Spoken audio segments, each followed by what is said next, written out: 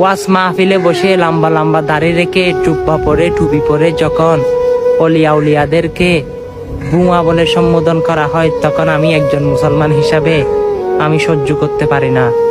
আমার অন্তরের মধ্যে রক্তকয়ী হয়।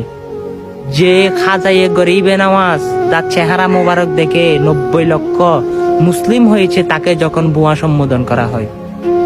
অলিয়া উলিয়াদেরকে মাজার ভাঙা হয়, যাদের কারণে আমরা ইসলাম পেয়েছি, নামাজ পেয়েছি, মসজিদ পেয়েছি। যারা না আসলে আমরা মসজিদ দেখতাম না, নামাজ পেতাম না, ইসলামিক কোনো সুরুত থাকতো না।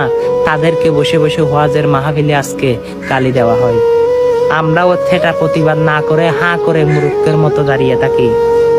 হযরত আব্দুল কাদের জিলানী, যিনি এশারের উজু দিয়ে 40 বছর ফজরের নামাজ আদায় করেছিল, তাদের মতো অলিয়া উলিয়াদেরকে বসে বসে গালি দেওয়া হয়, তখন আমি মুসলমান হিসাবে সহ্য করতে পারি না। যেখানে মাজার ভাঙ্গা হবে সেখানে প্রতিবাদ করতে হবে, কারণ তাদের যারা ইসলাম আমরা পেয়েছি, লাম্বাওয়ালা, টুবিওয়ালা, দাড়িওয়ালা, জুব্বাওয়ালাদের কারণে ইসলাম আসে নাই। যারা ইসলামকে বিক্রি করতেছে, তারা ইসলামকে ধ্বংস করতেছে, তাদের কারণে আজকে আমরা এই পর্যায়ে এসেছি। মুসলমান মিল হচ্ছে না।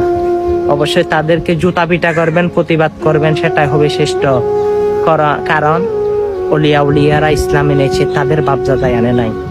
অবশ্যই সকল অলিয়া উলিয়া প্রেমিক যারা রয়েছেন, ভিডিওটা শেয়ার করে সকলের কাছে পৌঁছে দিবেন ইনশাআল্লাহ। আমিন।